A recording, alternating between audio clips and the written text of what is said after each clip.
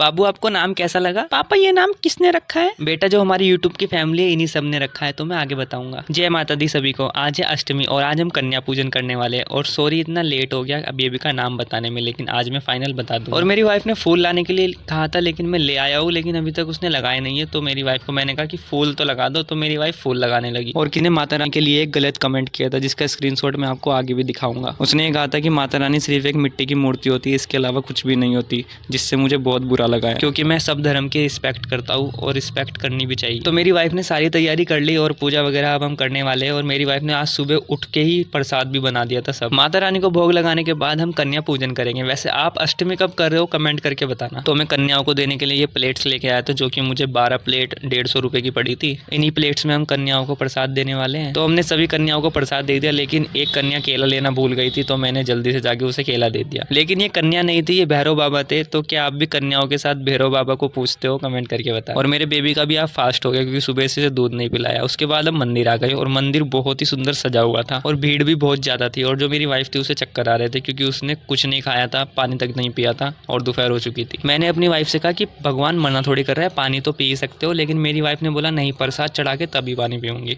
तो मैंने जल्दी से जल्दी प्लेट्स में प्रसाद डाल के अपनी वाइफ को दे दिया। और मैं प्रसाद बहुत कम लेके आया था, लेकिन आज प्रसाद खत्म ही नहीं हुआ और मैंने इतनी सारी कन्याओं को दे भी दिया। और इस मंदिर के अंदर अंडरग्राउंड में काली माता का एक मंदिर बना हुआ है, जहाँ पर जाते हुए बहुत डर लगता है। लेकिन हम हनुमान चालीसा पढ़ते हुए वहाँ पर चले गए और माता रानी का आशीर्वाद ले लिया। मतलब हम मंदिर में जाकर माता रानी से डर रहे थे। तो हम काली माता पे प्रसाद चढ़ाने के बाद मंदिर से बाहर आ गए। और मैं अपनी वाइफ की एक खास बात बताता हूँ आपको, ये हमेशा 24 घंटे टेंशन में ही रहती है। और मैं अपनी वाइफ को कहता हूँ इतनी टेंशन लेके कहाँ जाओगे, जिंदगी एक ही बार मिलती है, फिर तो इंसान मर ही जाता है, फिर कोई नहीं पूछता। उसके बाद हम दूसरे मंदिर आ गए और मैंने यहाँ भी कन्याओं को प्रसाद दिया और हमारा प्रसाद अभी भी बचा हुआ था। ये हमारे लिए तो एक चमत्कार ही था कि प्रसाद खत्म ही नहीं हो रहा था। तो प्लीज कमेंट में जय माता दी तो जरूर लिखना, क्योंकि माता रानी में बहुत ज्यादा शक्ति है और उन्हीं की वजह से हमारी कंडीशन ठीक हुई है। और किसी एक बंदे ने कमेंट किया था कि माता रानी सिर्फ एक मिट्टी की मूर्ति होती है, तो हमारे लिए मिट्टी की मूर्ति नहीं है, हमारे लिए तो वो सब कुछ है। क्योंकि हमें ऐसा फील होता है कि उनका हाथ हमारे सिर पर हमेशा रहेगा। और भगवान के होने से ऐसा फील होता है कि अगर हम कोई गलत काम कर रहे हैं तो वो उसका फल हमें जरूर देगा। और मैं दिखाना तो नहीं चाहता था, लेकिन इस इंसान ने वो कमेंट किया था, क्योंकि ये सब गलत है, क्योंकि दूसरों की आस्था को ठेस पहुंचाना अच्छी बात नहीं होती।